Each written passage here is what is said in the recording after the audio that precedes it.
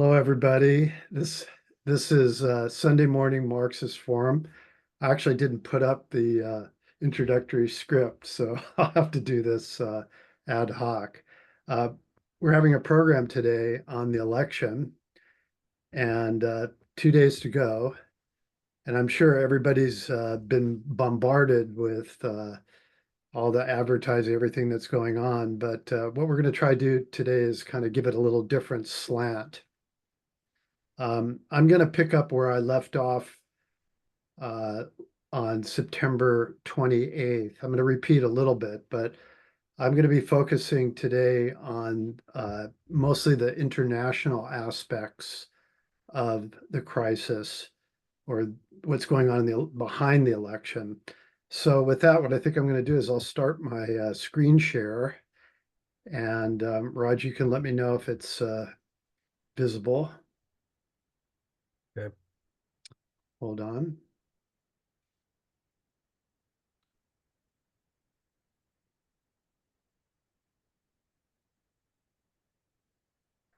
Okay, looks good. Yeah, it's fine. Okay. All right. So the title of my presentation today is The Great and Unraveling, Imperial Decline and the 2024 Election. And oops. Despite the title of today's session, I'm really not going to speak that much about candidate positions on important issues, and in many ways, not even that much on the election itself. Instead, what I'm really going to be focusing on is the historical context for the 2024 election, some of the significant issues that are kind of behind what's going on. If you want more information about candidate positions, a lot of the debate surrounding those, I would recommend taking a look at the video of our September 28th Sunday morning session, which we did on the election. It's up on ICSSmarks.org. And two former speakers at Sunday morning sessions, Jack Rasmus at jackrasmus.com and Michael Roberts at thenextrecession.wordpress.com. Maybe somebody can drop that in the chat. They're both doing a lot of really excellent coverage of the issues behind the election. Okay, so first of all, I want to start by saying that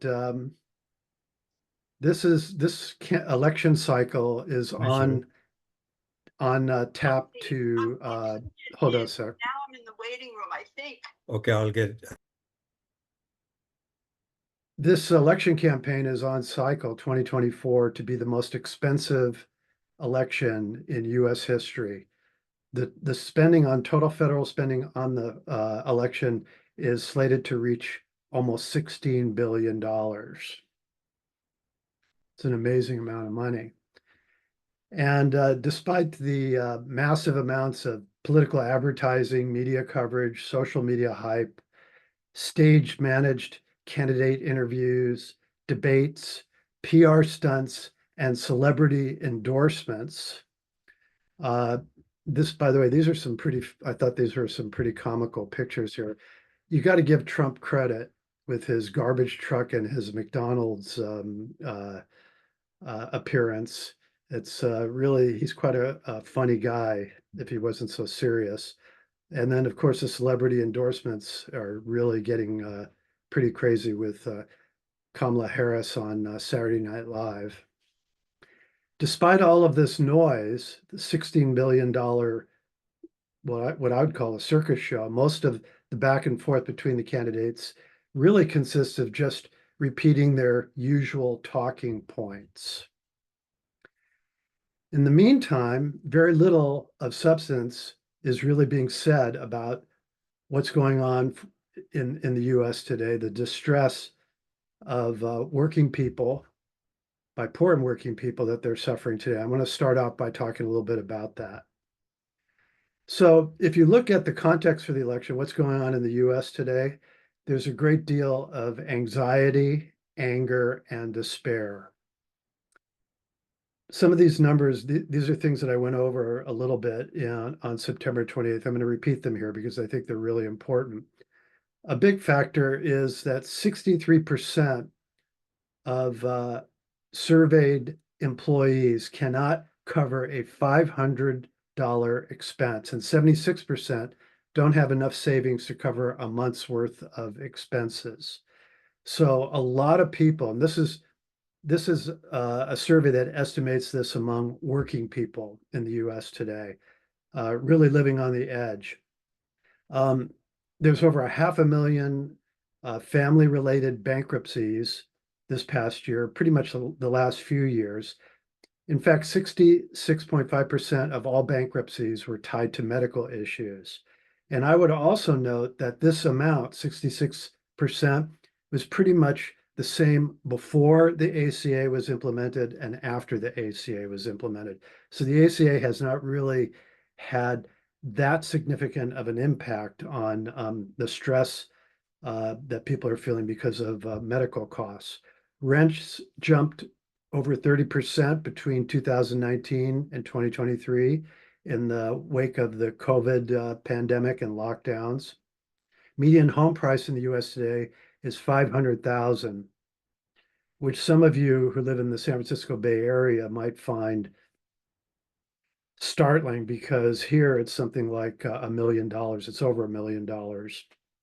Then finally, there have been a dramatic increase in prices, rising prices for basic necessities that have led things like food, housing, expenses like automobile repair that have led to record credit card debt, which is up to $1.1 trillion, 10.8% over 2023.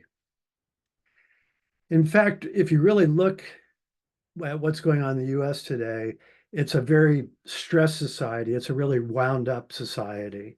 And in fact, I talked about this back in September. There have now, as of yesterday, been 442 mass shootings in the US as of November 2nd, yesterday. That's day 307.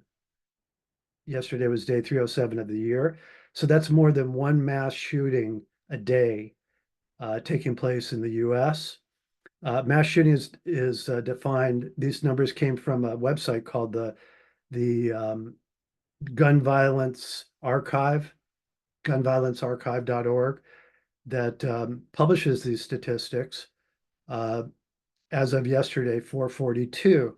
Something else I ran across as I was preparing for today's presentation is that there's this new form of mass shooting taking place called familicide. And this is basically where US families, where individuals and families are murdering other individuals in the family. And there's actually, it's actually a word, you can look it up on Wikipedia, familicide, and news stories are starting to appear in the mainstream press about American annihilation. US families face a unique danger. When you have a society like this that's so wound up that violence is just boiling up under the surface, something's going on. That's what we're going to talk about today.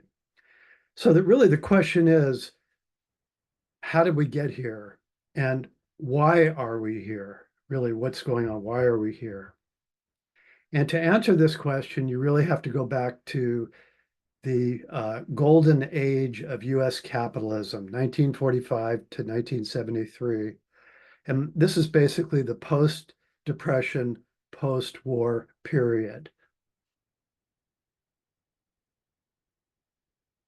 And in that period, in 1945, the US emerged from World War II unscathed, producing over a third of the entire world's industrial output.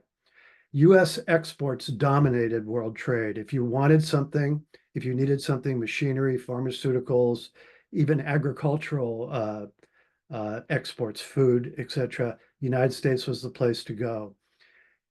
As part of this, the US was the world's creditor nation. Dollars were flowing out in the form of loans to Europe, part of the Marshall Plan, rebuilding industry, in Europe where they were destroyed by the war. And it was a period of increasing GDP and rising productivity. Now, the question is, what happened in the golden age? Well, the golden age, well, first of all, let me just make something clear. When I say the golden age, I don't mean everything was golden, okay?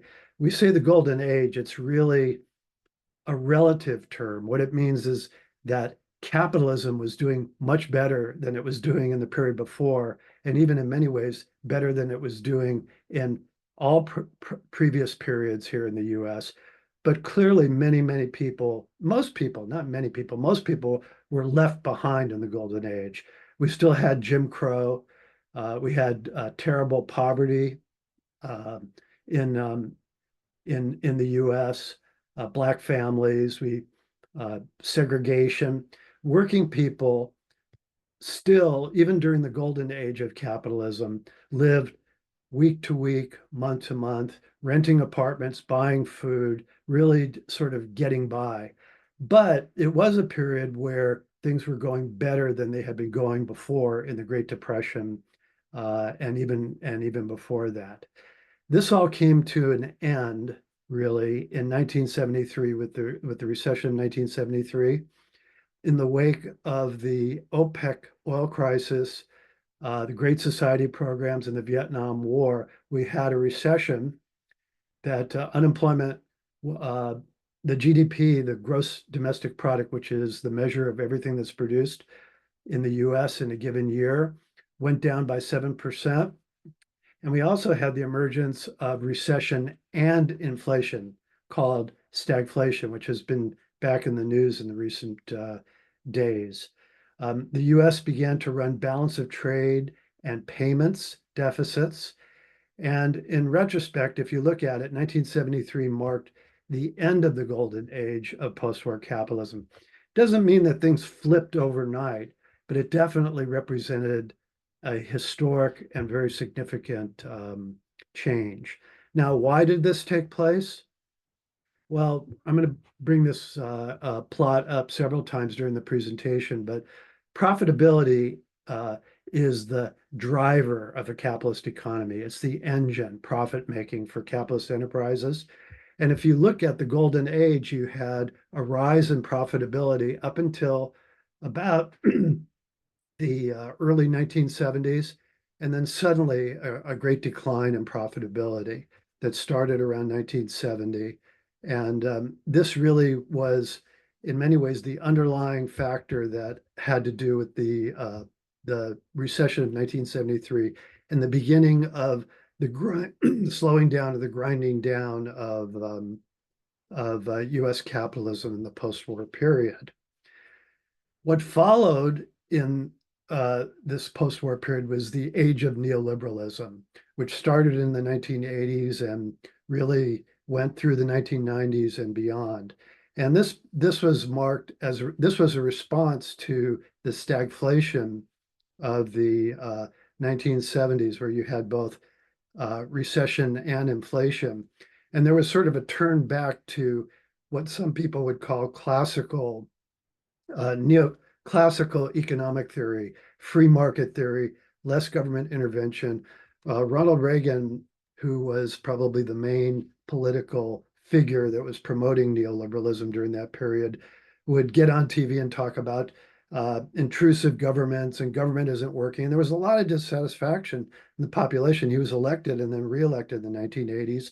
But what happened in the wake of this neoliberal onslaught was tax cuts, mainly for the wealthy, budget cuts and deregulation, and the rise of interest rates that threw us into a recession in July of 1981. And the 1981 recession was the worst since the Great Depression, where unemployment peaked near 11%. At the same time, there were these important changes in technology taking place in the background. We had the invention and the widespread use of the microprocessor in the early 1970s. We had the establishment of the internet and means of mass electronic communication. We had, coming off of this, changes in transportation, containerization in shipping, which involved the ability to move cargo quickly from one country to another country by containerizing it. And also it really pertained back to the use of computer technology to track all of this. This kind of opened the door to the possibility of globalization.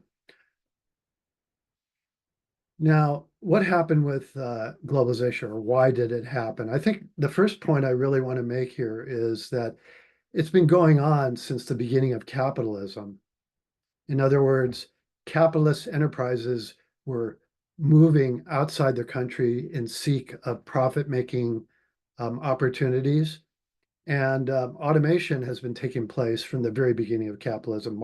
Marx wrote about this in volume 1 of Capital. Offshoring and automation are not accidents. They're not policy choices. They're really at the core of capitalism. They're endemic to capitalism, and they're accelerated in particular in late stage capitalism that we're living in today because of the technological development and also the underlying driving force of profitability problems that I was talking about earlier. So the basic idea here is that these are two of the characteristic features of our age, and they're not accidents. They're not things that just happened or because we had evil people or greedy people running the country. They're really things that grew out of the basic core forces of capitalism. As a result of these changes, there was a decline in manufacturing jobs. If you look at this plot here on the right, kind of corresponds to the tables on the left. What you can see is that manufacturing employment was about 35% in the post-war period in the early 1950s and had gone down to 8% by pretty much today. And in addition to that, we had 35% union membership of the working population down to about 70% today, roughly in 2020. So as a result of the offshoring and automation, we had the decline in manufacturing employment. Not a decline in manufacturing, we can talk about that later, or maybe during the Q&A, but definitely a decline in manufacturing employment. This had a devastating effect on the US. Has been referred to as the deindustrialization of America, the once booming state of Michigan, which is playing out in the election today, has turned into an industrial wasteland. Automobile factories closed, moved overseas, production moved overseas, moved down south where union membership was a lot less, and basically left the country in especially the central part of the country in a great amount of destruction and decay. For the rest of us, what we have is a shift to low-wage casual jobs. This is an interesting plot put out by the Coalition for Prosperous America.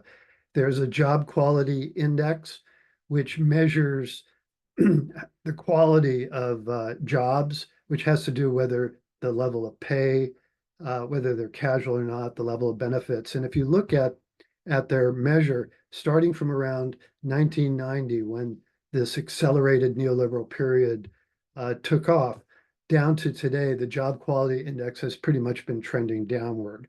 And what you have today are a lot of people working on casual jobs. A lot of these numbers that you hear from,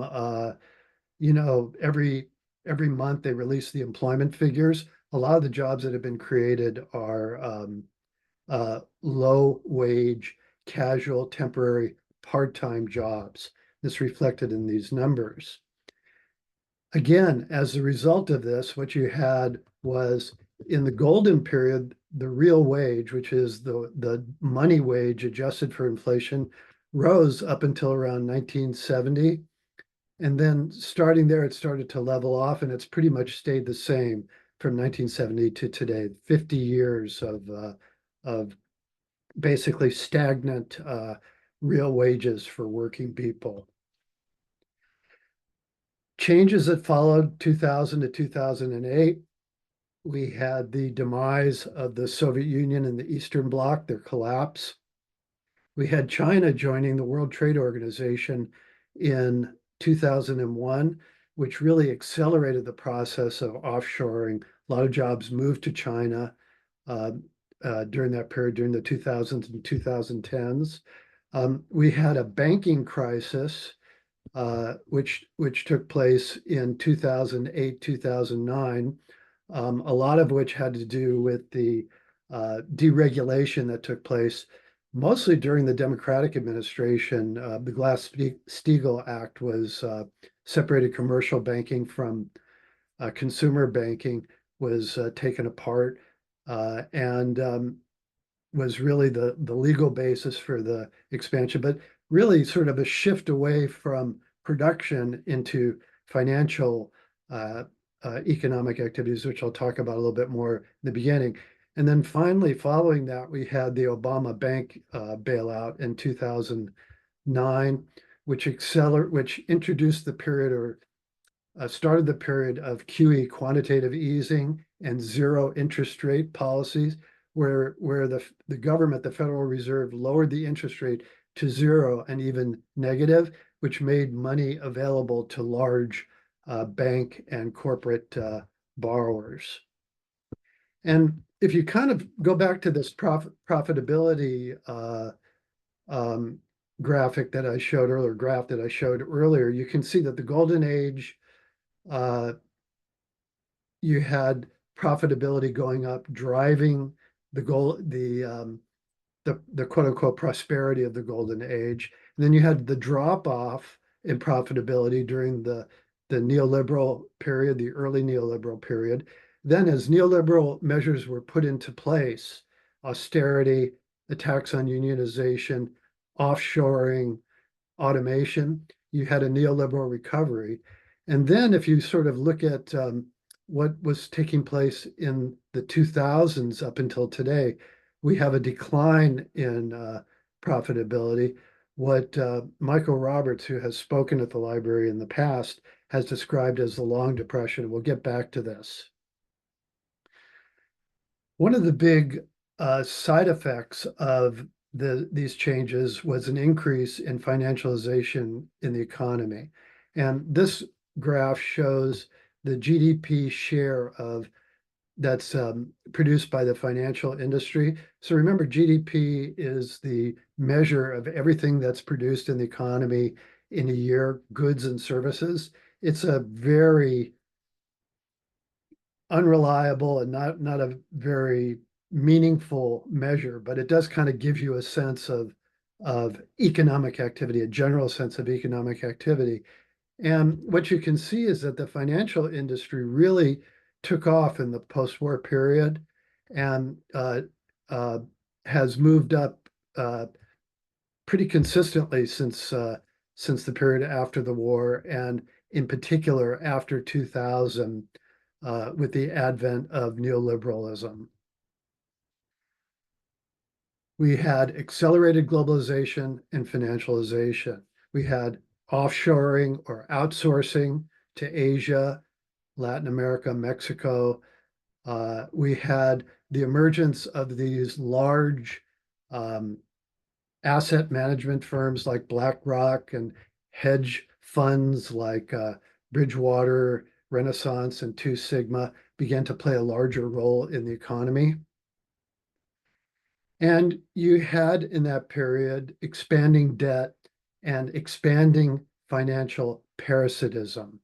So in other words, really what's happening here is that instead of people under capitalism in the US being put to work making things like cars, machinery, etc., what you had was a shift to financial activities on the part of banks and corporations, and the reduction of people working and producing meaningful, useful goods and services.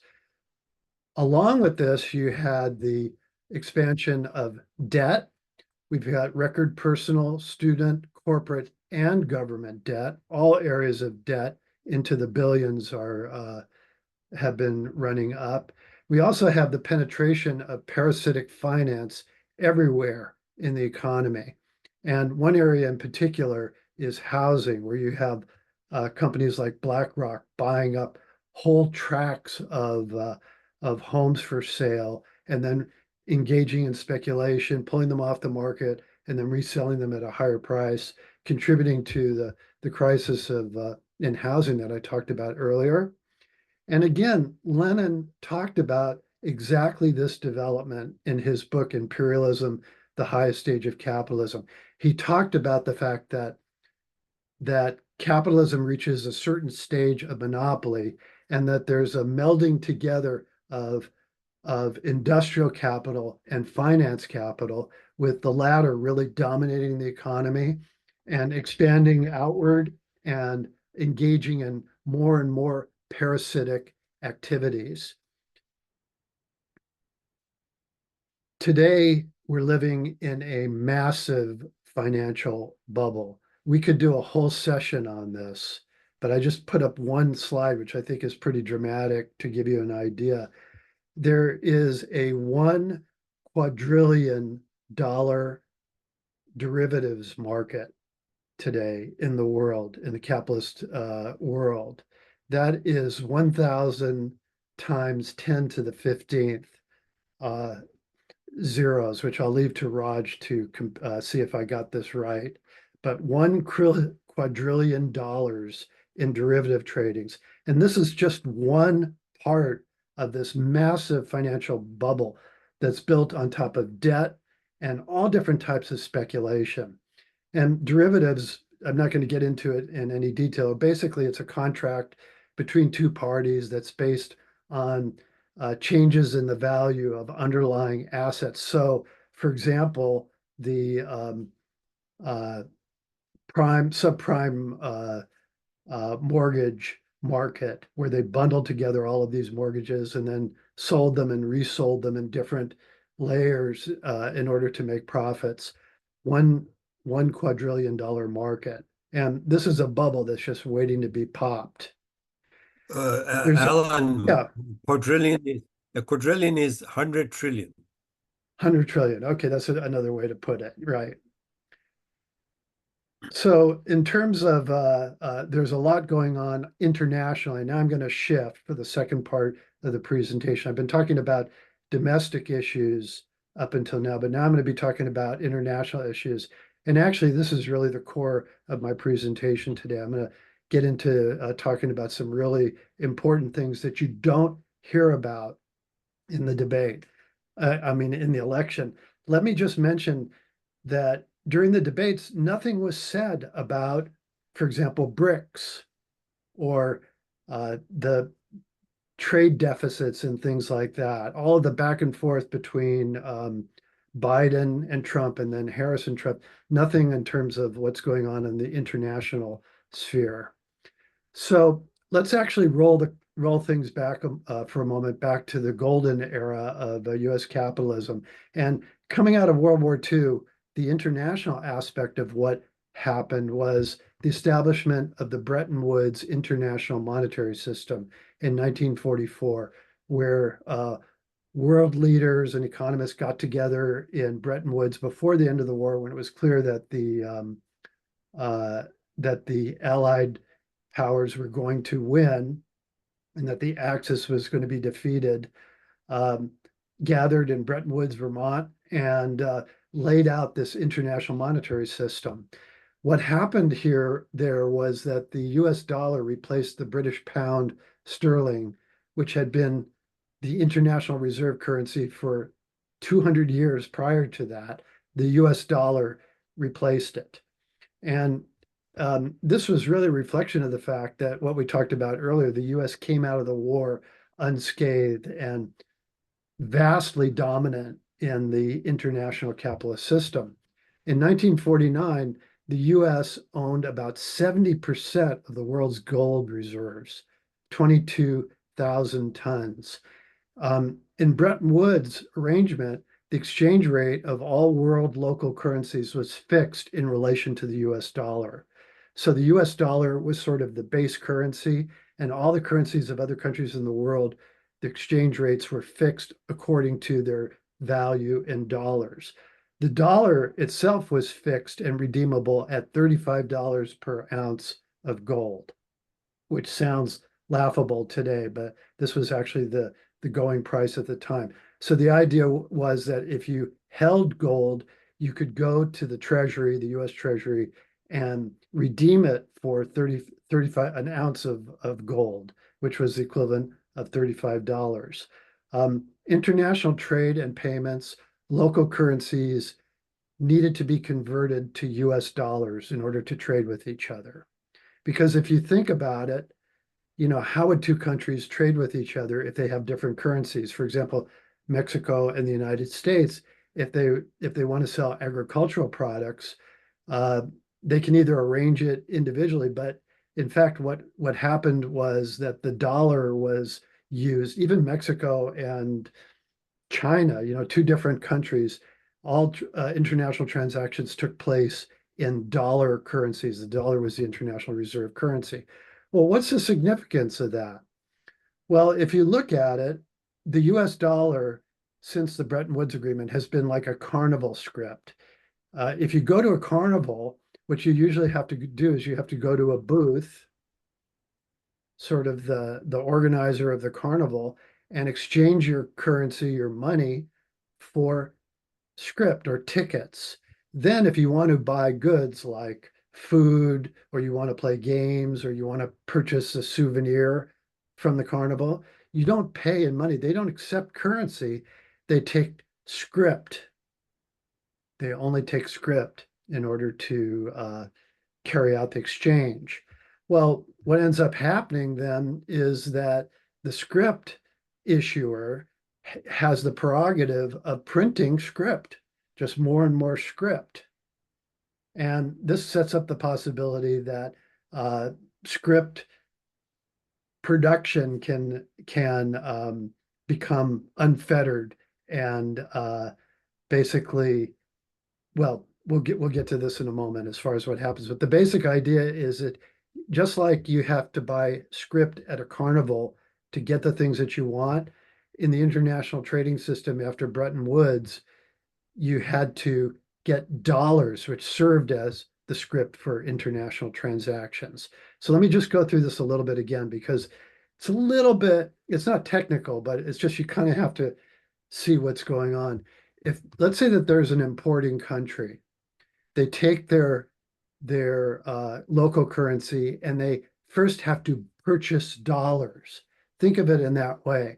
You take your currency, you purchase dollars, and then you take those dollars and you go to the exporting country, and the exporting country will have to convert those dollars into their local currency through the banking system.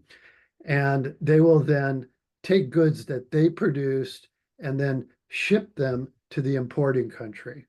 Okay, so the key factor here is that the importing country has to convert the script to dollar. And then actually I left this out, but the exporting country ultimately takes the dollars, and if they're either going to use them for their own imports, or they're going to have to convert them to their local currency. And by the way, US banks take a cut in this conversion process on both ends. They take a cut. So this has been a wildly lucrative outlet or a way of making money for the US financial system. But in addition to the transfer of goods between exporting and importing, the goods go from the exporting country to the importing country. You have currency payments that go from the importing country to the exporting country. So what might happen here is, if you really look at it, if this process of one country exporting and another country importing, what you end up happening is that the impact on currency transfers is that currency flows out of the importing country and flows into the exporting country.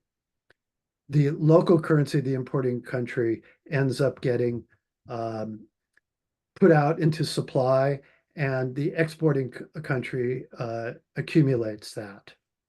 Now, the Bretton Woods Agreement, in addition to the, just to mention this, in addition to establishing the dollar as the international reserve currency, also created the International Monetary Fund, the IMF, which monitored exchange rates and lends money to countries with balance of payment deficits, which I'll get to in a moment. And really, these institutions of Bretton Woods were the basis of what is today referred to as the rules-based order by politicians and government figures in Washington, the Bretton Woods Agreement.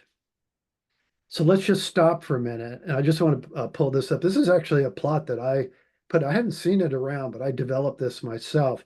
If you look at what happened in the historic period of the post-war period, this is a plot of trade deficits of the United States on goods only on goods. And basically what this measures is exports minus imports. It's really a measure of how much a country is importing relative to exports. And it's a negative number. I flipped the graph because I wanted to show that it was an increasing deficit. And if you look at this, the United States has been trading since around 1971, has consistently run balance of trade deficits in goods. So the United States is essentially importing goods more than it's exporting and pushing dollars out to exporting countries more and more. And if you look at this, this continues on to today. In fact, if you look at the latest figures, full year figures, what you have is the United States in 2023 had $3.3 trillion, 3.05 trillion in exports and 3.83 trillion in imports. More, I'm sorry, more imports than exports. So the balance of trade deficit, and this is in goods and services, not just physical goods, was $750 billion in 2023. So a lot of importing relative to exporting. If you look at this, this is, if you look at this from the point of view, that was from the point of view of goods.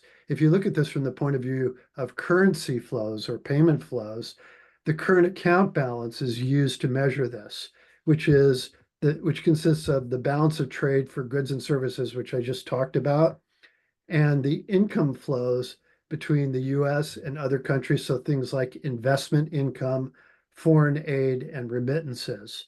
So it's the money that's earned by exporting or spent by importing money, and the money that gets transferred to a country that's getting investment income or outward by purchasing assets or foreign aid and remittances. So now we're talking about the flow of currency, of money back and forth.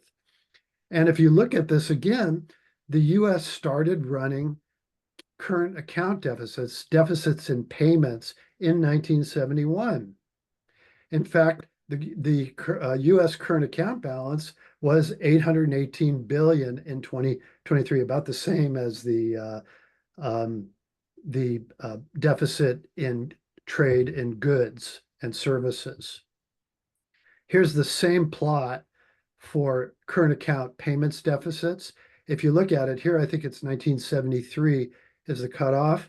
And what these red dots, these represent the actual numbers, and the blue line represents the trend of what actually took place. You can see that the US balance of payment on current account, the graph is flipped so that higher is more negative, greater deficit has been going up as a trend since the early 70s. So we have a balance of trade deficits since the 70s and a balance of payments deficits since the 70s.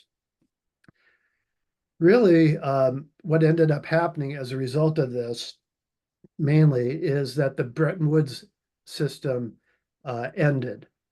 In 1970, just before Bretton Woods, the US gold reserves had dwindled to less than half of their 1949 total. So in other words, countries were, because the US was running trade and payment, especially payments deficits, gold was flowing out.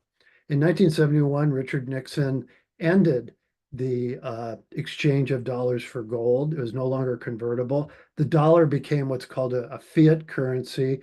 It was no longer backed by gold, and the Bretton Woods system was completely abolished.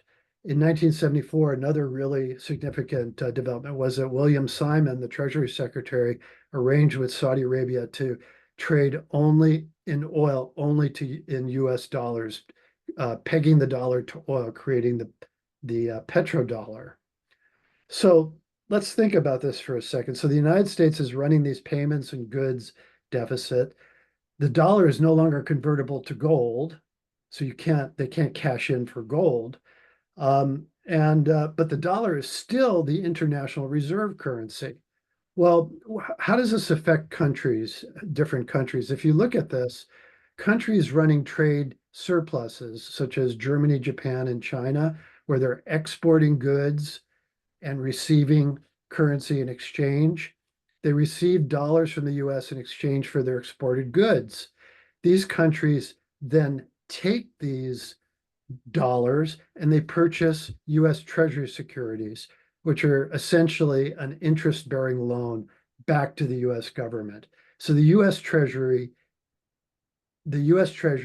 issues Treasury bills, Treasury bonds, and Treasury notes, and sells them to the countries that we are importing from, who have our dollars, that they're exporting their goods to our country. And they're loaning the money back to the US. Countries that are running deficits, trade deficits, are pinned up against a wall because imports are necessary. No country is completely self-sufficient, completely independent of international trade, and except for a few countries at the top of the economic order are relatively self-sufficient, but most countries are not. So what ends up happening is that if they're running trade deficits, they have to borrow dollars to finance necessary imports or to refinance their existing debt. If they have to import machinery, medicine, agricultural goods, etc., or they have to devalue their currency in relation to the dollar in order to make, and what this does is makes imports more expensive, but it makes their exports, they're trying to stimulate exports in their economy, making their currency less expensive to purchase their exports. They have to implement drastic austerity, wage cuts, cuts in services and government spending to qualify for loans from the institutions that were created in the Bretton Woods Agreement, the World Bank. And in the worst case, they have to sell assets such as agricultural lands and infrastructure. They basically strip the assets of their country, put their country up for sale. So really, trade deficits, countries running trade deficits in dollars have to borrow and repay an interest in order to finance their imports. To finance our imports and our deficits, we can simply issue more treasury bonds, more treasury securities, because we're like the carnival booth that prints the script. And these, as long as they're purchased by foreigners, is what keeps it afloat. So here we have a, hold on. Here we have an important, the red stars represent important slides. And I'm almost done. I've got just a few more to go. Essentially, what's been happening in this past period is that the United States, by being in the position of having the reserve currency that everybody has to buy the carnival script to carry out trade, has been running massive trade deficits consistently for 50 years, getting larger and larger. And these foreign governments that are exporting and the poor of the world are financing US government deficits because these treasury securities that are being sold finance the government. And they also finance the imports into the US economy, because how does the US import goods? Well, it prints dollars and then brings goods into the country. So a lot of the imports from, say, China, everything from clothing and electronics and things like that, those are purchased using dollars that are simply issued in the form of treasury, that are obtained by issuing treasury securities that are purchased by exporting countries that have dollars on hand. So all of this is based on the fact that the dollar is the international reserve currency. This also pertains to the U.S. federal deficit. If you look at the deficits, the history of deficits, this is sort of an upside down plot, but the negative shows that deficits are how they've been going. They've basically been increasing since about 2000, since this period of neoliberalism. We ran the largest deficit outside of the COVID-19 period, which are these 2 years here in 2024. The US federal budget deficit for 2024 is $1.83 trillion. Again, this is financed by selling treasury securities. Treasury debt is the sum of all of these treasury securities that we've been selling to finance our deficits. And they currently total the astonishing amount of $36 trillion. $36 trillion is roughly almost 2 years of the gross domestic product of the United States today, which is, well, it is 2 years worth. And basically, this is just an astonishing amount. And in order to pay this debt, to cover the 1.83 trillion, and as it goes on and on and on, they simply issue treasury bonds to be purchased by foreigners. And the question is, if they're purchased by foreigners. And if you look at this, this is really an important point here. The US is spending more than $2 billion a day in interest payments on this debt. And it's a debt that's so large, it actually boils down to $106,000 for every single US citizen. Servicing this debt, ballooning debt, is the fastest growing part of the national budget. And it's projected that within 10 years, the federal government will spend more on interest payments than it has spent traditionally on research and development, infrastructure, and education combined. And again, the amount today is $36 trillion. What would be the potential impact of de-dollarization? What would happen if the dollar was no longer accepted or used as the primary way of financing international transactions? Well, the US would lose its ability to finance its massive military expenditures. This is obviously one of the largest parts of the federal budget. How are these 800 bases paid for? The several millions of troops that are on active duty to fight in wars. This is all done based on the deficits that are financed by treasury bills. The US would lose its ability to finance social programs. The US could no longer import goods by simply printing more dollars, that is, selling more treasury securities. These advantages of the dollar being the international reserve currency is called exorbitant privilege. And basically, if the dollar were reduced, if its role in international trade was reduced, it was no longer accepted in the way that it has been, this would cause a massive reduction in living standards in the US. It would be, this is something I really don't have time and didn't have time to get into, but one estimate of a recent study by Plinkington that was noted by Ben Norton, who's a journalist who covers this, and I'd highly recommend checking out his website, Geopolitical Economy Report, estimated that there could be a 27 to 54% reduction in US national income if the benefits of dollar reserve currency were eliminated. In fact, who owns these securities that are paid for, purchased from abroad, let's say, in the US? Well, I don't want to go through all the numbers here, but it really turns out that countries running trade deficits with the US sent their dollars back to the US to purchase properties, companies, and US Treasury securities. And if you look at this, it's really, some of the numbers are pretty astonishing. Almost 20% of all equities, which are stocks and corporate bonds, a third of all treasuries, and 20% of all US securities. The wealthiest 10% of Americans own 90% approximately of stocks in the US in 2024. And if you look at this, again, I think this is a very important part of the situation today.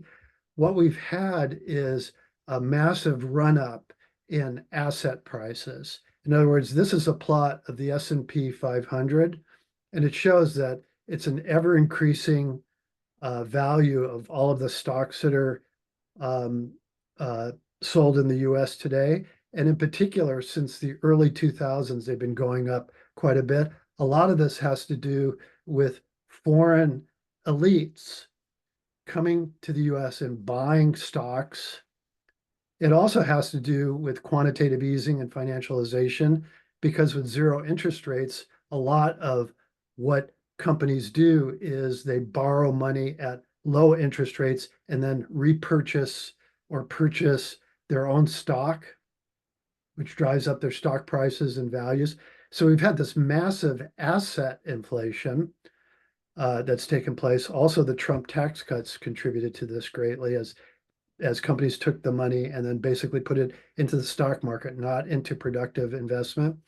And what you end up having is not only a blow up in prices of equities, but you had a great deal of inequality because, like I said before, most of the stocks are owned by by wealthy individuals in the U.S., the capitalist class, middle class people also, and foreign elites. And this shows the changes from 1980 during the neoliberal period to today in terms of how much people's income has grown. The bottom 90%, it's gone up by about half. The top 1%, it's gone up by 229%. Now, let me just stop for a moment. I know I'm like really struggling to finish here on time, but I just want to say, I actually think that this is the number one factor that is kind of influencing politics and life in the US today. Because what you have, if you go back to the early part of my presentation, you have working people in the broad masses of people, people who are working jobs as healthcare workers, clerks at places like Target in the service sector, baristas, and even manufacturing workers in the US who are struggling to get by. At the same time that this inflow of dollars has come in and asset prices are rising, the top layers in American society are making out like bandits. But a large section of the quote unquote middle class, which is really either successful small businesses as well as members of the professional managerial class, their retirement portfolios have been ballooning as a result of this run up, which was brought about by the policies, by the forces of neoliberalism and parasitic financialization, and the policies of Democratic and Republican politicians who put things into place to preserve and maintain this rise in asset prices. I couldn't resist putting this in. I went for a walk the other day and I saw this banner, Kamala Harris for the people. And then as soon as I was like doing some research for this presentation, I saw that this article from Barron's, Kamala Harris is a multimillionaire index investor, where she puts her money. The idea here is this is for successful individuals in the US, wealthy individuals. Look at Kamala Harris. look where she puts her money. You can find some good places to put your money too. It says here, Vice President Kamala Harris and her husband are multimillionaires with dozens of holdings in diversified index funds that look familiar to many retirement savers. But part of their portfolio is hidden behind a trust whose holdings are at least partially obscured from the public. And I guess what they're going to do is they're going to spill the beans how you can make your money too. Too bad if you're a taxi cab driver, or you're a clerk at a Safeway store, or you're a healthcare worker who's changing sheets and bedpans in a long-term care facility, because you don't have any stock. You don't own any stock to invest, or you don't have cash to put into asset management firms and hedge funds. And in fact, if you look at the Harris campaign is very much tied into the asset management firms like BlackRock. BlackRock brings back Kamala Harris advisor Pyle into a top role. So he was advising the campaign. Actually, two of her advisors, I think, are from BlackRock and Vanguard on her economic team. Well, finally here, just give me a few more minutes and I guess since I'm moderating, I can go on as long as I want. U.S. Treasuries, how long can this keep going where U.S. Treasuries are being purchased? Ran into this really interesting article. This is a great little newsletter. It's mainly designed for investors, called Wall Street, originates out of San Francisco. And he says, which foreign countries bought the recklessly ballooning U.S. debt? An increasingly crucial question. Many piled it up. The cleanest dirty shirt? And it says here, the question on our worry list is how long foreign investors will continue to support the recklessly ballooning U.S. Treasury debt that has soared 35.8 trillion from 35 trillion on July 27th. This was in October. If demand slacks off, yields will have to rise to create more demand, and that could get expensive. And if you look at the trends, the percent of Treasury securities being held by foreign holders has been going down pretty consistently since the mid 2010s. So foreign countries are buying less and less of these Treasury securities. And in fact, if you look at geopolitical developments, the NATO war in Ukraine and the de-dollarization, which I'll get to in a moment, the US is sanctioning about a third of all countries in the world. They've expelled Russia from the SWIFT system, which is the system that's used to settle international financial communication, interbank communication system for settling transactions. They've frozen and Russian and Afghan currency reserves. They've stolen the gold from Venezuela that was held in UK banks. And this has generated a movement to abandon the US-dominated international trading and currency system. And this is where the BRICS comes in. Again, I'm just about at the end here. Don't have time to get into BRICS. BRICS would be a great subject for a near future presentation, but it's an intergovernmental organization comprised of Brazil, Russia, India, China, South Africa, Iran, Egypt, Ethiopia, and the United Arab Emirates. BRICS countries, which are, you could really think of them as the global South, the non-G7 countries, the non-Western capitalist countries. They comprise about 30% of the world's land surface, 45% of the world's population, and a third of global GDP. These are the original country BRICS members. And this is a very striking plot. This is a plot of GDP percent of total world GDP of BRICS versus the G7, which are the Western imperialist countries. And you can see that just recently, BRICS surpassed the G7 countries as a percentage of total world GDP. And the trend is upward for BRICS and downward for the G7. So BRICS is actually a pretty significant economic bloc in the making. So what does BRICS consist of? There's a development bank, there's a reserve contingency reserve arrangement for countries that run into bounce of trade problems, bounce of payment problems. There's an exchange alliance, which is kind of an infrastructure. There's an energy alliance. Really, there's two questions about BRICS. So I'm going to be pretty upfront about this. I don't have a lot of time to get into it. Is the first one is how serious is BRICS? And the second is, does BRICS really represent anything of benefit to poor and working people in the world today? Now, I don't have time to get into the latter. I'm just going to mention something at the very end. But the question of how serious is BRICS, if you look in the mainstream press, you'll see that it's really downplayed. If you look at the imperialist pundits and media, in fact, there was a summit in Russia this past week, and they didn't even mention BRICS as part of the summit. They just said it was like an international conference, very much downplaying it. So the take in the West is that BRICS is inconsequential. It doesn't really represent a significant threat to the US position in the international trading system. In fact, it was really quite a noteworthy gathering. There were 36 world leaders there. This are some of them. A lot of agreements and things came out of it. I can get more into this in the Q&A, but I don't want to dive too deeply into it because it's a topic in and of itself. I think it's safe to say that BRICS is certainly a significant development. It's at its earliest stage of development, so you can't say that BRICS alternative currency is nowhere near anywhere replacing the US dollar, or that the institutions of BRICS are going to replace the World Bank and the International Monetary Fund.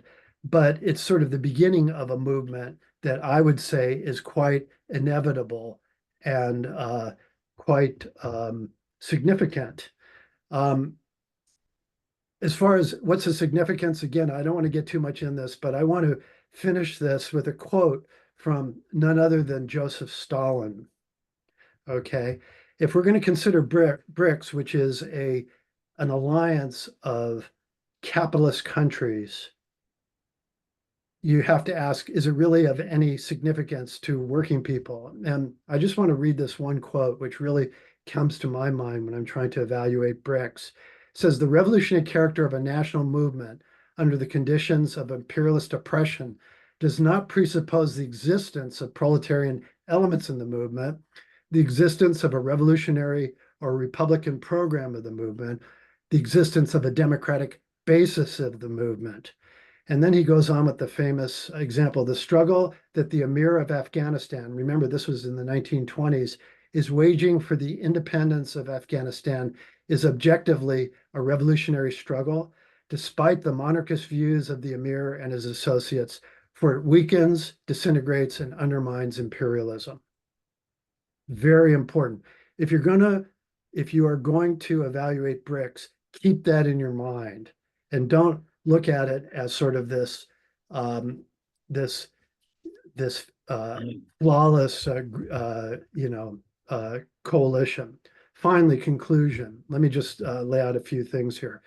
20th century liberal capitalism was a temporary phenomenon that emerged from the special historical circumstances of post-war Western capitalism. We've lived in it all of our lives, but don't forget that it is a temporary historic phenomenon on the basis of very specific historical conditions. Neoliberalism, globalization, financialization, and deindustrialization, all the problems that they have generated, which I described early on in the presentation, are not the result of reactionary policy decisions or greedy capitalists. They're products of systemic forces endemic to late stage capitalism. Whichever mainstream party takes power in the next year, these forces will continue to exert themselves to an even greater extent. We're beginning a period of great upheaval, unprecedented challenges, dangers, and opportunities for working people, poor and working people in the US today. And I would say that there's no more liberal politics as usual, and there's no going back to the golden age, despite what Donald Trump says. It's not going to happen. We're not going to make America great again. So anyway, that's the end of my presentation. And I'm not sure Okay, who's Alan, I think Sharon is there. So Sharon, okay. could you Okay. please take over? She was there right after you started. Okay. So Sharon, could you please take over the role of I think we have to yeah, allow her. your sound is off. Go ahead and unmute. Make her co-host also, Raj. Yeah, Oh. yeah, I will. Thank you. I apologize for being late. Thank you very much, Alan. I'm going to call on people in the order that I see, and please limit your comment and question to 2 minutes at the most. I know we have a lot of very good questions and a lot of further discussion here today. The first person is Rich, followed by Raj. Go ahead, Rich. You have to unmute. Hold on. Okay, here I am. Well, thank you. And well, Alan, I don't know what to say. I actually have something to say, and I'll be shocked if it's not on everybody's mind. Is that my first hit of, in general? First of all, I thought it was great. I'm no one to judge. I mean, what do I know about economics? A little tiny bit. But what I'm saying is, what I heard today behooves all of us to, I hope, start learning a little bit about this, but an entirely different language. Of course, you're speaking English, but you're speaking economics, which is a language of its own. And for me, I often joke or reference or say I'm going to listen to a program again. Well, if I think I'm going to understand yours at all, I could listen to it 2 or 3 times and also start reading first volume of Capital again for the second time to understand what you're talking about. I think it's a lot of the things, I think I understood them because you tried to bring them down into examples that would be understandable. Also, I think I'm getting a little bit close to my 2 minutes, but I said what I wanted to say already. And I thank you very much for trying to hit a tone that we can all hear and realize that I'm speaking for myself first, but I know everyone else, most people do not know enough about economics. And if you're saying you want to be a socialist or a Marxist Leninist or whatever, I can be against wars. But what I really, Hey, what do I thank really you, know about Rich. what causes them? I'm on the end there. Take it away. Thank you. Raj, followed by Janet and Richard Wright. Okay, 2, 3 things I want to point out. First of all, Alan, the gold price I looked up while you were talking is now $2,737 an ounce, which is about 78 times $35 an ounce in 71. Just for information for everybody. The other is the GDP of USA actually was 27.4 trillion in 2023.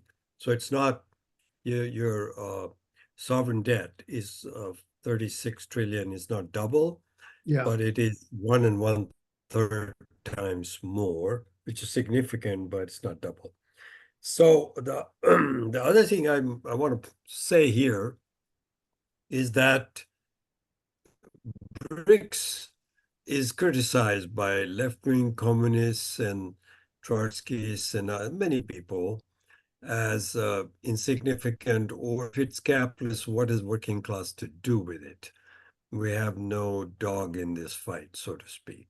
And then somebody, I think Judith asked a question, if I'm not mistaken, would these countries, BRICS, will be, since most of them except Cuba in that, and I don't know if Cuba is a member yet, but in any case, they're all capitalists, wouldn't they become imperialist? So I want to say that this, if you can expand on your analysis of BRICS a little bit, that would be helpful. Well, I'm going to say that I can't and don't want to make this the focus of the discussion. I mean, I think that for now, what I'm going to say is that BRICS is a potential alternative. It's at a very early stage of its development, and that I think that a lot of the view that it is of not of great significance stems from the fact that it's sort of being put forward as a replacement, the same type of replacement, just like the Chinese yuan will be a replacement for the US dollar. And I think that what we're really seeing is more significantly is the emergence of multilateral relationships and trade between countries. And if BRICS sort of coming over to the second side of this, which is despite the fact that BRICS is an alliance of capitalist countries, despite the fact that itself BRICS has done some pretty reactionary things, the BRICS Development Fund has done some bad stuff since its founding in 2010. I think that this push towards well, it's basically, um, how do you say this? Multipolarity, I could use that word, or an alternative is actually quite significant and has a lot of future potential because it can give breathing room to countries that are under the boot of US imperialism. And that has important implications for the development of working class movements. Anyway, we can talk more about it, but I'm just not prepared to talk. I didn't prepare enough to talk about the scale and things like that, and even to comment on some of the specifics. I kind of had a feeling that BRICS was going to end up one of the main topics of discussion, but I hope that we can also talk about some of the other parts. So just if I may follow, Yeah. the reason I mentioned it is because of its relationship to the declining standard of living of Americans, not BRICS per se, because one of the basis of nationalism, which is what Trump is doing, is nationalism, and Harris has got an approach of imperialism. Trump is nationalism. Both are presenting argument that the American working class will be better off. American imperialism can dominate. That's Harris's argument. If you take away all the other, window dressing from it, and Trump is basically saying we're going to close off or put so much tariff that the Americans will produce more industrial goods, and therefore their standard of living will improve, which is why both sides have about even thing. So why shouldn't the American working class buy one of these? That's my question. Shall we go on? I can come back to that. Okay, why don't Okay. we do that? I'll come back to it. Okay, Janet. Yeah, wow. Thank you, Alan, for all the work you did for this and for your slides. Before I ask my question, I noticed, well, I don't know if I don't think I misheard when you put up the slide for the union membership, and it's in the golden age, it was, oh no, It was about a third. after now- now it's down to about 8%, 9%. Let me finish. After the golden age, you said it went down to 70% when I think you meant 7%. I'm just bringing this up to emphasize, try to be careful about saying the correct thing. Anyway, okay.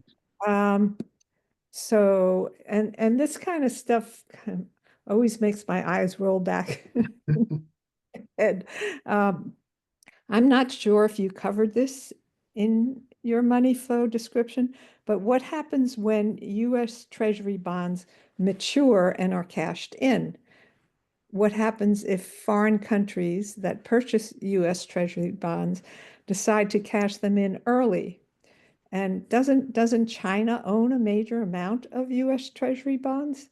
Exactly. And that's another, it's just like the force that might be promoting not buying offerings, cashing in represents making good on the debt. So this is part of the debt burden. It's not only the face value of the bonds, but it's the interest that's owed on them.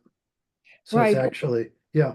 In terms of like a slide that you would make, the money flow, what happens once the treasury bonds get cashed in? Well, it's basically a flow of dollars back to the purchasing country, flow of dollars, but it's part of, but where does it come from?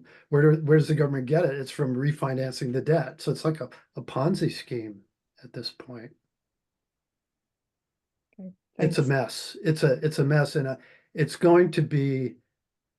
I would predict that it's going to be the single most significant and important political happening in the upcoming period. No matter who's elected, everybody's going to rally around austerity. There's going to be a lot of talk of balancing the budget.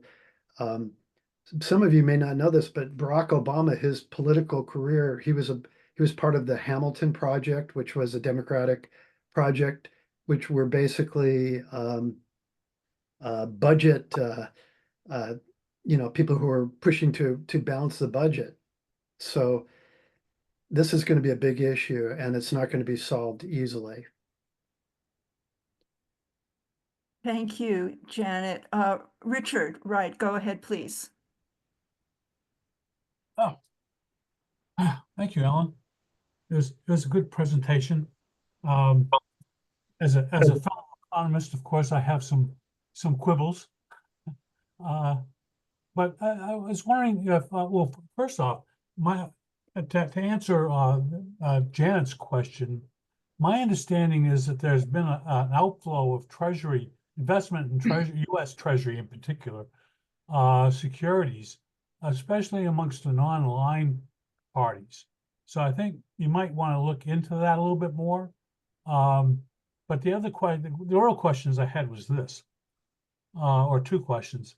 One is that in your presentation you didn't mention anything about the rise of the credit economy, and I think that's a very important consider. I mean, basically, instead of getting real economic growth in this country, we've got credit cards, and that's substituting for economic growth. The other issue is, could you maybe elaborate on the political economics of following the Vietnam War? It seems to me the Democratic Party was factionated, splintering into various elements, and we are now on the receiving end of the Democratic Leadership Council, but about the right wing, if you will, of the Democratic Party. Thank you. Okay, actually, I think that's it's actually two or three questions, but just to start, you're right that not only credit, but all of these financial transactions, employment and things like that are counted as part of GDP as a measure of activity, including things like also includes things like healthcare costs blow up GDP. So in many ways, the ballooning, the growth in GDP is impacted by measuring financialization, which is, I think, in a way hides the problem, kind of masks it or spins it in a positive way. And I think you're right to point out that it's not so much the case. As far as the changes in the Democratic Party, um, I I didn't actually have enough time to get into that, but really what happened was the old Democratic Party, sort of the New Deal, Great Society Democratic Party, was based on traditional New Deal liberalism, which consisted, at least in part, on somewhat meaningful social programs and reforms. In the 1990s, with the emergence of the Democratic Leadership Council and the Clintons in particular, the Democratic Party adopted its own form of neoliberalism, which was in competition with the traditional form put forward by Reagan and Thatcher, which is government activism in support of capital in order to solve quote unquote social problems, solve in quotes. So what Democratic Party neoliberalism is activism on the part of capital, on behalf of capital, not on the part, on behalf of capital. The best example of this would be the ACA.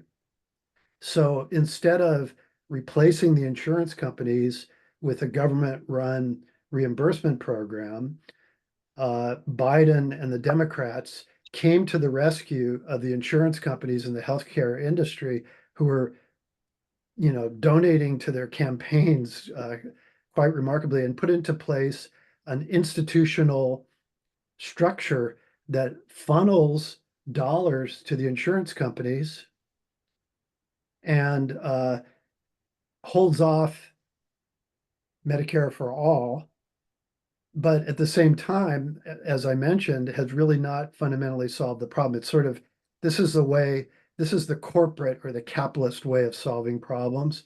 And the difference is that with, say, it really has to do with Trump and Harris.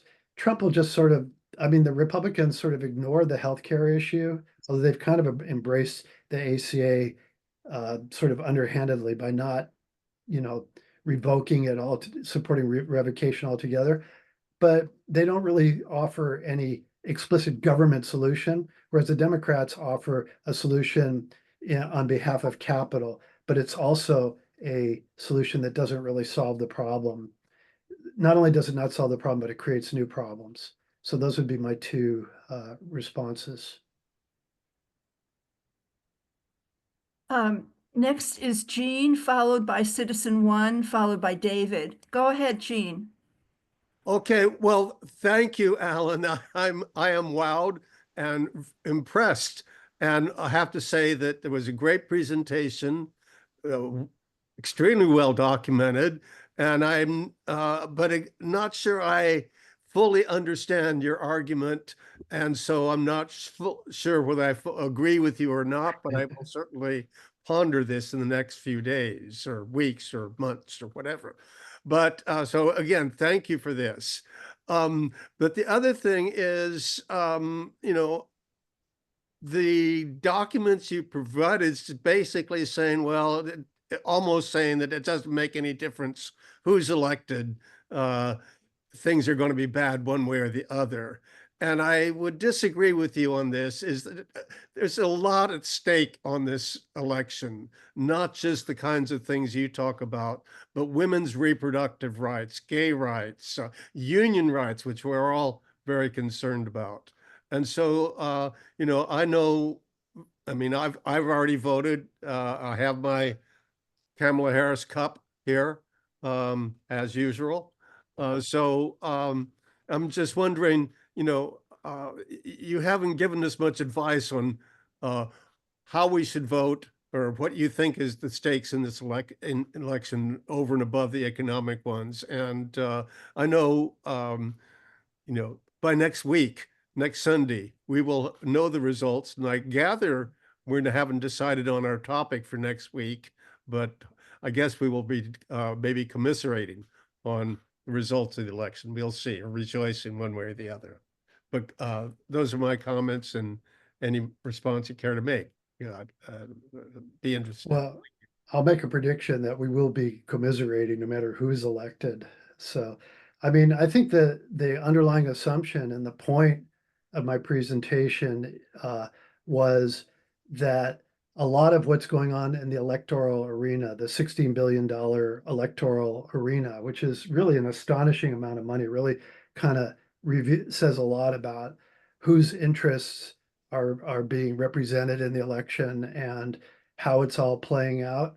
I think that the fundamental problems that the U.S. is facing and challenges that working people, poor people, and even small business owners are facing in the U.S. are not being addressed by the mainstream political candidates, Democrats and Republicans. I don't want to get too much into it, and I think other people are welcome to join in on this discussion, but let's take, for example, the challenges that are posed by the rise of competing capitalist powers in the world today. Trump is pushing tariffs. Now Harris is kind of pushing tariffs, and tariffs is not a solution to the problems of putting the workforce back to work, making useful, positive things. They're really, the Trump campaign is based on tariffs, limiting migration, deregulation. I'm trying to think what's the other component of his economic. He doesn't have much of an economic program. The Democratic Party is sort of embracing tariffs on the international front. But a lot of the policy prescriptions, I mean, if you look at the Biden record with Build Back Better and the Inflation Reduction Act, these were small programs. I mean, if you look at the amount of run-up in the stock market during the period when Biden put his Build Back Better and the Investment Act into place, it was a tiny fraction of the blow up in stock values that took place during that period. And this is money that gets pushed to contractors and businesses that trickles down partially to workers. And what we're facing today in this country and in the capitalist world in general is a much more serious challenges. So these things are really, they're sort of like, a facade that's being put forward to solve problems so that people could say, well, look, we spent billions on repairing roads and things like that. And in fact, what it is small amounts that really don't reverse the decline and don't seriously solve the problems. Related to other things like abortion rights and things like that, that's a little bit outside the scope of what I was talking about, but maybe others want to comment on that. I just want to stress that half of the working class are women, and they do have a huge stake on controlling their own bodies. Well, that's true, but we'll talk about but this. there's also the question of access to health care and Absolutely. and social programs and wages and things like that. Absolutely. Not to mention the tens of thousands of women and children that are being murdered by the Democrats in Palestine today and in Ukraine for that matter. So anyway, I think we're slipping into that discussion. Well, we have only half an hour left and we have many hands up, so let's move on. Citizen 1, followed by David, followed by Lucy. Go ahead, Citizen. Yes, thank you very much, Allan. Definitely another presentation that's worth listening to twice once it's posted, and I certainly will be doing so. Before I get into my question, I just wanted to say for members of the listening audience who won't get a chance to see the chat, I posted comments under last week's Zoom event about with Charlotte Cates. My comments are posted on last week's Zoom events, which can be found at the ICSS Marxist YouTube channel. And my comments were about Canadian or American flag burning. So I posted a link in the chat.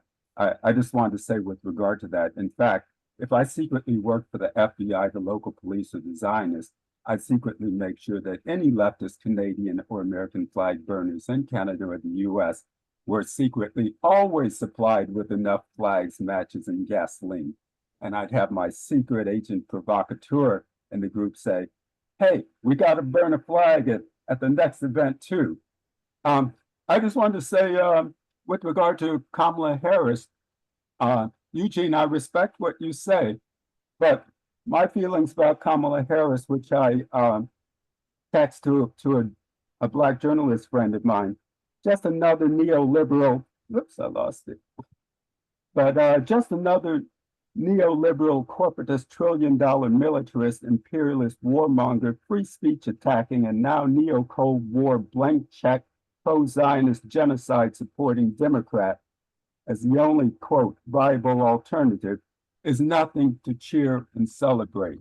So we'll still be back in those same woods, even after Kamala is regretfully, hopefully elected, and the rights for women that you're talking about, reproductive rights are preserved.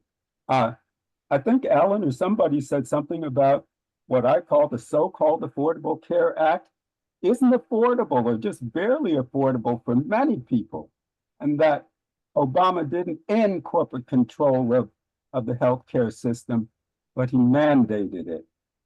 So my question, Allan, is, maybe you said so and I missed it, but what great upheaval do you see occurring in the future? And I guess I'm going to try to relate this to the issue that, you know, after 4 years of Trump and 4 years of Biden, you know, the neoliberal policies of the Democrats should make them embarrassed that Harris, according to the polls, is neck and neck with this megalomaniac Trump.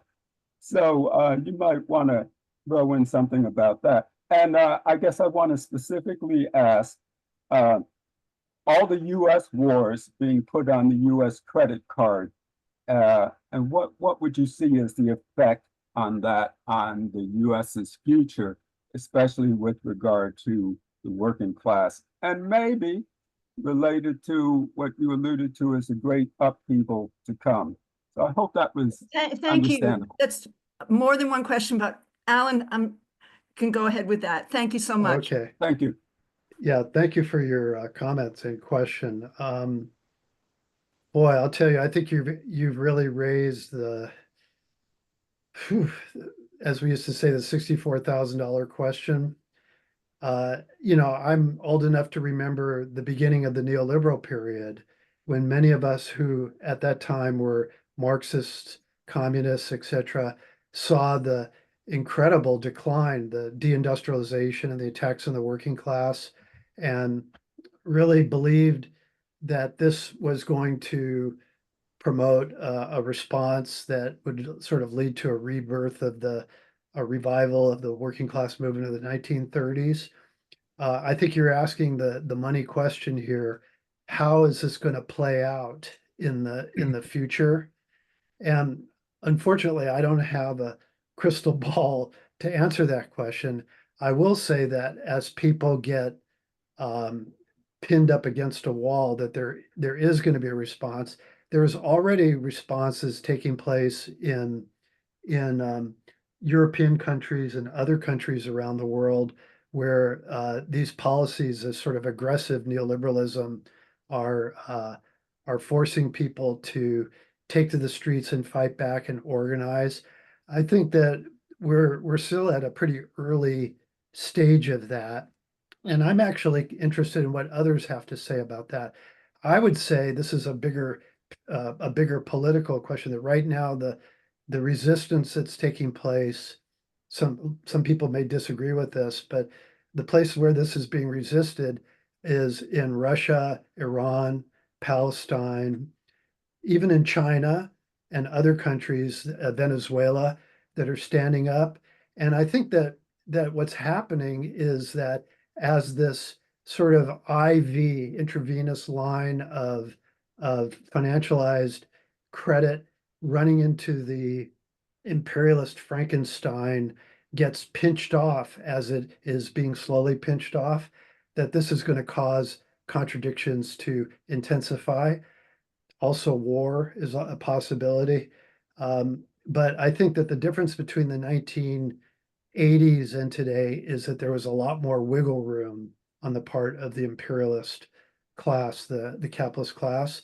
And I think that they're going to be facing situations that don't give them as much maneuverability as they had during back then to carry. The neoliberal reforms have run their course, basically. So good question. Stay tuned.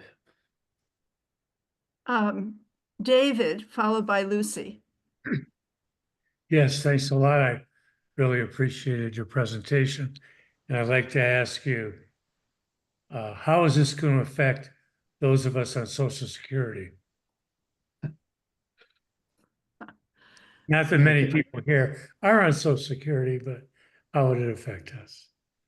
Well, I certainly have a personal stake in that question. I think it kind of goes back to, well, the Social Security program is a program that is quote unquote independently financed, but it's been sort of attacked and drained to support the fiscal policies of a general budget, federal budget. I think that we're in trouble as far as this goes. I mean, I think that I don't want to get into too much into sort of discussing the Social Security issue itself, but I think that there are short-term fixes in terms of restructuring the tax structure, the financing of it. But I think that what we're going to have with this austerity on steroids in the upcoming period, they're going to attack it quite significantly. And I think that people like us, people like myself, who have worked all of our lives and depend on this as a major source of our income, we're going to be affected. And this is going to really, this is going to tip the cart in a lot of ways politically in this country. I see a lot in the way as far as what's going to happen with Social Security. I just recently read an article that by David Sirota that Biden appointed, God, one of the leading spokespeople for privatization of Social Security historically to an advisory board. I don't know, maybe somebody can come up with the particular name on that, which is really quite amazing. I mean, Biden has made statements in the past attacking Social Security. I want to say that Trump has promoted eliminating the tax on Social Security benefits, which is quite a bit. This is something that's making me reconsider my vote for who I'm going to vote for president. I'm just kidding. But you know, I think this thing about this nonsense that the Democrats are pushing that, well, we're here to protect Social Security and Trump is here to attack it. I think that the neoliberals of both parties are going to be attacking Social Security, Medicare, and all of these social programs, and that we need to wake up to that fact because this is the situation we're facing today in this country. Thank you. Okay, Lucy, followed by Judith. Go ahead, Lucy. Yeah, thank you so much. Allan, I really enjoyed your presentation and I really appreciated also those slides. The one question I have, because I don't understand a whole lot about that currency thing, why isn't it possible for BRICS to develop its own independent currency? That means not the currency of one of the countries, but its own is yeah, well, I don't know how to say it, but it's independent. Its own reserve currency. Yeah. There you go. Yeah. Well, it's possible. It's certainly possible, but where is it at today? It's at the very early stages. And how this will unfold is not entirely clear at this point. You know, it's interesting, but when the Bretton Woods Agreement was formed in the mid-1940s, John Maynard Keynes, the British economist, was present at the meeting, and he proposed a different arrangement that did not have the dollar at the center of international financial transactions. I forget what they called it, but it was basically like a basket of currencies. And this was rejected by the United States because the U.S. saw the value of the tremendous value, historic value of putting the dollar at the center. But in many ways, what the BRICS system is proposing is resembles the proposal that Keynes made which, by the way, he went along with the American proposal because the British at that point were quite willing to accept their role as junior partner, which they still have to this day in the imperialist system. I think that the barriers to it are that BRICS is an alliance of mostly disparate capitalist economies, and there are national interests that come to play that are going to sort of hold things one way or the other, and there are contradictions that are coming out in BRICS.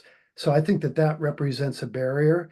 And some people are saying that instead of one currency, I mean, what happened historically is that the British sterling was the dominant currency because Britain ruled the waves, right? Britannica ruled the waves of British imperialism was unchallenged. The United States stepped into its place.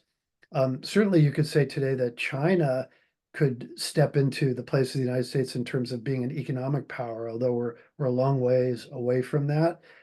But it's not clear that there's going to be that type of transition where there's going to be one dominant country that in the international trading system whose currency will be accepted by everybody. So what's actually happening is that there's more multilateral arrangements that are taking place. So trade between countries, like for example, right now between Russia and China, a lot of their trade is taking place in their currencies. They're making settlements between each other directly, cutting out the dollar middleman. So I think that what we're going to see is this kind of chipping away at the position of the US, which can give some breathing room to many of these countries, the developing countries, to working class people, not only in terms of their livelihood, but their movements, right? Like, I mean, I think a big factor, for example, with Cuba is the fact that during this recent shutdown of their energy grid, Mexico was shipped, I forget what it is, something like 40 million barrels of oil to Cuba to basically help out with the problem. And is that something that's totally irrelevant to the working class in Cuba and the world and the Cuban Revolution? I don't think so. So even though it's not a sort of like the Soviet extension of aid, I still think that it represents breathing room at a minimum. And I think that you are going to see BRICS develop because of this relentless pressure by the United States, its own institutional structures. Whether those are going to be the ones that actually undermine the US, I think it's way too early to tell. But I think it represents a positive development at this point. Next is Judith, followed by Wolfgang. Hi, can you hear me? Yes, we can hear you. Okay, all right. First, I want to preface what I'm going to say by saying that, like Lukashenko, I agree with what he said, that both candidates are idiots, and I would not vote for either of them. And I think the most salient issue in this election, since both candidates of the main parties are pro-capitalist, pro-Zionist, etc., is there's only one anti-war candidate, and that's Jill Stein of the Green Party. And I have a lot of disagreements with her, but I think it's important to demonstrate the rejection of the genocide. So I intend to vote for her. And I certainly don't want to vote for the candidate that's been endorsed by Dick Cheney and Lula, who just blocked Venezuela from the BRICS. Okay, so what I wanted to say was, the working class in America has been roped into supporting capitalism. That as a group, they have become just like capitalists because their pension funds are being used to support industries that, for instance, support the genocide in Gaza. the invasion of Lebanon, and other things. So, is there some way that that the working class can extricate their pension funds from these Wall Street schemes of investment? That's one thing. The other thing is what will happen to the United States? Is there a reason why we cannot extricate ourselves, or that they themselves, from the Ukraine and from the war in in West Asia? Okay, that's it. Thank you, Judith. Go ahead, Alan. Okay, a couple of things. First of all, the sentiments you expressed on the election, I agree with you, but I have some comments about it too. That's kind of my feelings, what you expressed. A couple of things. First of all, I think the positive part of the Jill Stein campaign is that it's putting a lot of these questions on the in play, basically on the agenda. In particular, what's taking place in Palestine and the Middle East, Western Asia, and I think that it's a positive development in the sense that it's bringing these issues up and expressing some opposition. Very, very important. So I would agree with you, Judith, about that. I think that just just to think about it for a second, I think in terms of a solution to the problems that we're facing, I think that the green platform really doesn't provide answers and a solution to the kinds of problems that we're talking about. The United States is not going to reindustrialize on the basis of any kind of incentives to the capitalist class or any kind of legislation or any kind of reforms that are going to be put into place. That's just a reality of the fact of the matter. And ultimately what we're going to need is a working class party. A working class party that is going to make a revolutionary restructuring of our society, not like our revolution of Bernie Sanders, but a real revolution in terms of getting the means of production under public control and putting in place an economy that doesn't have profitability as the engine of the economy. So I'm not saying that to say that, well, we don't fight for reforms or we don't even support electoral initiatives like Jill Stein. I'm really glad that she's running for president. I'm going to vote for her too. But I think that we have to be realistic about what's taking place.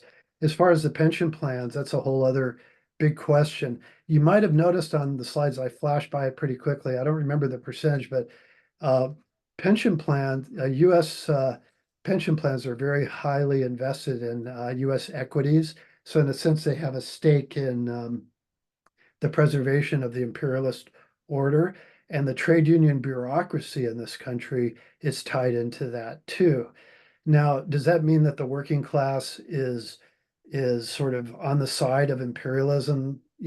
I think that's just not the case. I think that what we're seeing today, in fact, for the majority of the working people in this country, even Trump supporters, I think this is really important, is that people are in stress and distress. Highly recommend a book called Second Class, which is written by a formerly Social Democratic, now Trump supporting author who went out and spent a year interviewing working people around the country and had them express their discontent. A lot of these people were people that voted for Obama, now they're going to vote for Trump, etc. I think that the days of meaningful mitigation of class struggle in this country are coming to an end, and that pension funds, I mean, who knows, this thing might go down too. So anyway. Next is Wolfgang, followed by Laura. Yeah. Oh, no. Yeah, I thank you very much for your presentation. And if possible, if I put the email inside, is possible that you can send the presentation? That would be fine. Could somebody do that for me? Stick my email in the chat. That would be Would fine. be nice, very nice. So Yeah. I think this kind of education work is very essential. It shows also the background of the wars. Maybe you know David Harvey, who said the new imperialism. Yeah, when at the point where it didn't get forward anymore, they started to steal. They occupied other countries and stole their wealth. This is from the 2000s starting. But you have shown a very dark future of the US if it continues, if those who dominate continues. And this is not you, it is in Germany here the same. The Western world have no vision anymore for this world. They just want to defend their privileges. What they did 500 years, they exploited the whole world, and this comes to an end, what you said.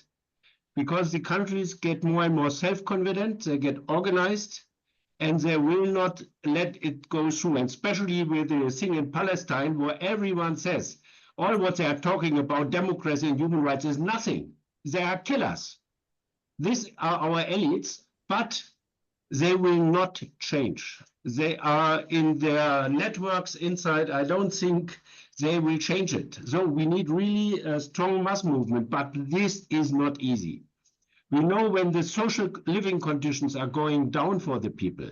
This is a base till now in the last century for militarism, for nationalism, for even for imperialism. That means there will come a stream who said, yeah, what you are missing, we have to make wars, we have to attack other countries. So and therefore we need not only a national emancipation strategy, we need an international one. We need a foreign policy of the left. This is very important. From my point is we have to promote dialogue with the BRICS in the Western countries to build a world which is according to the Western values. I mean, the UN Charter and the Universal Declaration of Human Rights. They are very good documents, yeah, but till now they never were taken serious from the privileged ones. So we have a lot to work, and I think this education work, what you did today, and I think the slides were very good. You could very easily understand what's going on. And also for those who are not so in economics, I think it was a very good thing. So we have a lot to do. Wolfgang, do you have a question? No, I wanted to support the idea that we need a lot of education work in this sense, and because what he said, it will lead us to what the elites will lead us to war, to defend their privileges, put it in military budgets, and not in the social reforms or revolution what is necessary. Okay, thank you. Laura. Okay, thank you so much, Allan. And three quick things, I hope. One is that I think the state of California has to take a lot of responsibility in the history of what has happened to finances in this country with Prop 13 that preceded Reagan by 2 years. And it was voted in after Democrat Jerry Brown had been governor for 3 years. And it was really the start of the tax revolution where the rich won out. So that was 1978. Would you please mention again, and then I have a third thing, who was the author that you just mentioned who had switched to Trump, the author in the book? The book is called Second Class. Second Class. And the woman's last name, it's Batya Sangar, I think, but I would just look up Second Class, the war against the US working class. And I want to emphasize she was the editor of the Jewish Daily Forward, which is a historically social democratic newspaper, and she shifted over to becoming a kind of a conservative. But I think it's worth reading. It's actually pretty interesting because she puts forward sort of the Trump program for solving the problem, a part of a think tank called American Compass. Yeah, go ahead. Thank you. The third thing was along those same lines. Joe Simidian is currently, I think he's a a county supervisor in Santa Clara County, and he was in the legislature in Sacramento. And after Trump was elected in 2016, and he was shocked, he went to 3 counties in Michigan, one in Michigan, one in Pennsylvania, and one in North Carolina, and said, what happened, why? These were counties that had voted once or twice for Obama, and then they switched to Trump. And it was that kind of thing that they had been disappointed yet again, and their kids were in worse shape than they were, and worse opportunities in terms of jobs, education, even taking vacations and things like that. And it's been shoved down our throats that it's a 2-party system. And so they voted for the other one. And then they had Trump for 4 years, and then they voted for the other one. Yeah. And every year, as we've seen, it just gets worse and worse and worse until we've got these colossally horrible candidates running in the 2 major parties. But I will put in the chat. I wrote a blog about it a couple of years ago, and there's a very quick section that somebody can read about that process of going from Obama to Trump. And I guess I don't, well, I already asked my question about what the author was, so thank you. Just a really quick comment, Sharon, in response to what Laura brought about local. Actually, Sharon and I have been going back and forth in emails talking about the recall campaign in Oakland. And Oakland, which is where we're from, is facing some unbelievable challenges. In a lot of ways, it's an advanced case of what we're going to see at the federal level with the school district, potential bankruptcy, the budget system, and how politics at the local level, even the recall campaign, which is a really reactionary assault that's taking place. It's, a billionaire comes in, finances these ads that are ubiquitous on YouTube in support of the recall. Nothing is being talked about by the recallers about things like the economic conditions, the social conditions in Oakland that are generating crime and homelessness. And what this really leads me to think of is that I'm all in favor of electoral arena as an organizing tool, but in a lot of ways we need more of a grassroots effort with an analysis based on what's really taking place, which is frankly Marxist analysis, and sort of a more of a grassroots level organizing that it goes beyond electoral politics. Right. Allan was referring to the recall campaign against the mayor of Oakland, which is financed by coal interests who want to ship coal in open rail cars from Utah through Northern California to the port of Oakland. And it's been resisted for a long time. I'm calling on myself, and then I'll call on Dev. So 2 things. We have to, when we're talking about what's going to happen, we have to include the danger of war with China, which the US military is preparing itself for. You can just ask the people of the Philippines, whose islands are being turned back into US aircraft carriers under the presidency of Marcos Jr. And I think, in my personal opinion, is that the Americans have never suffered, I shouldn't say never, since the 1860s, the Americans have not suffered war on our own soil. And the war with China raises that, of course. And one weapon that the Chinese have is what was referred to in the presentation of they own a lot of US treasuries and bonds. And they could just dump all of those on the market, as Janet pointed out. And that would cause havoc here in the financial system, at least in the short term. It's essentially that the Chinese working class is supporting the lifestyle of some Americans,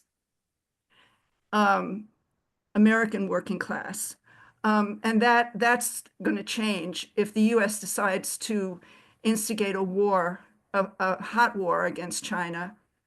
And the other thing I wanted to say is that I agree with Allan that what we need is a working class party. And if Trump wins, we're going to have a united front against Project 2025. But if Trump loses, then there's going to be a lot of reshuffling of the two parties. And it'll be the end of the Republican Party as we know it. And that will, in my opinion, open up more of a possibility of forming a grassroots working class party. And it would come from some kind of alliance of the Greens, the Working Families Party, the AFL-CIO, and other working class forces in which the left should be prepared to play a major part. And I don't think we are prepared enough. But I see that as a great opportunity that may emerge from this election.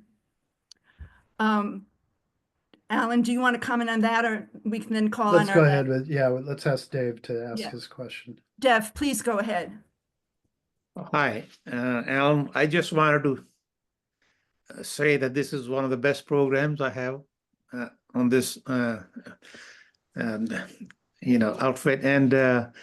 and you really attack the disease. Most of the time we are talking about the symptoms of the disease. The political fallouts of the system, but I think we need to go more of the programs like this where we get into the studying the economics of the system, And the other, I wanted to make comment on BRICS, that in my view, that is the biggest anti-imperialist group, which I see, which is going, that's why I think the whole Western world is threatened, because this is going to attack the basis of their currency system, the dollar. So, and it's probably very early, but it's going to go on. So that's all I wanted to say. Thank you. Thank you, Dev. Allan, you get the last word before we end. Okay. Yeah, I actually just sort of playing off of what Dev just brought up.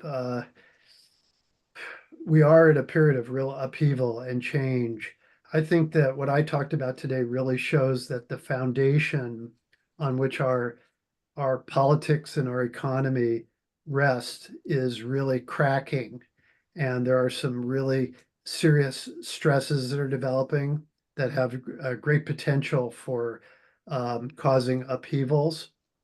I think that we're still at an early phase, but things change very quickly in these kind of situations. And that I think we need to really be aware of the fact that, especially for those of us who've been around for a while and been in the movement, that it's a new world out there, that things are going to be really changing quickly, that we can't kind of fall back on our previous understanding and ways of life. One of the things that I would particularly encourage along the lines of what several people have said is that we really need to look to education for younger people, what Wolfgang was talking about, really talking about Marxism, because I'm going to tell you, I spent a lot of time with my nose in the business press and statistics, etc. I didn't introduce myself at the beginning. I have a PhD in economics. I have I teach data science at UC Berkeley Extension. I really look at these things. I'm not a finance person, so that's a problem. That's probably why I'm not doing that well as I should be. But the thing is that we shouldn't allow ourselves to be sort of hoodwinked by the kind of the mysterious veil that is put up by the capitalist class over these issues, that we should really look at what's going on, try and dig out alternative sources like the ICSS Sunday Morning and others. And it's not that complicated. It's class struggle.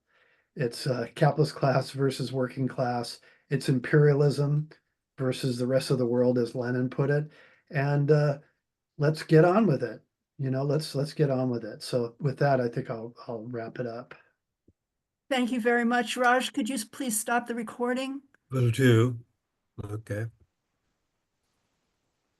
Will you please make sure I'm able to?